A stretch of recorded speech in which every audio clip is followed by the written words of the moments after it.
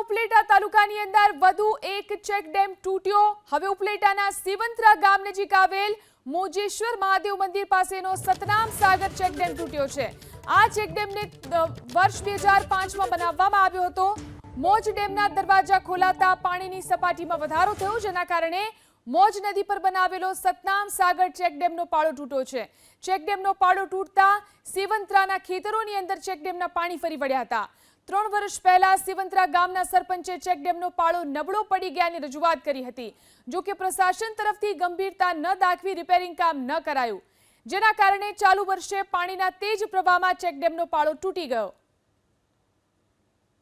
ડેમની પારી અવિરત વરસાદને હિસાબે હે 3 વર્ષ પહેલા ડેમેજ થઈ ગઈ હતી। ડેમેજ થઈ ગયા પછી તંત્રને બધે રજૂઆત કરેલી, 2 ફેરે રજૂઆત કરેલી।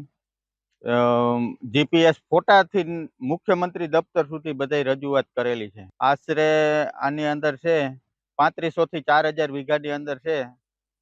નદીના બંને સાઈડની અંદર એટલું પિયત થતું। આમાં 3500 થી 4000 વીઘાની અંદર છે।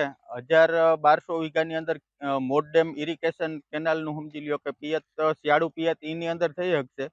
બાકીના વિસ્તારની અંદર છે એની અંદર, કારણ કે આ ડેમ તૂટવાથી કૂવાના સ્તર પણ એકદમ નીચા વયા જવાના છે, જેથી કરીને છે એને શિયાળુ પિયત પણ લાંબા ટાઈમનો ઘઉં કે ઈ પિયત નહીં થાય, પણ ટૂંકા પિયત શિયાળુ પિયત થઈ શકશે। અને અત્યારે હાલની અંદર આટલો અવિરત વરસાદને હિસાબે છે જે અત્યારે જે વાવેલું છે એ સંપૂર્ણ નાશ પામેલ છે। એરડા, કપાસ, તુવેર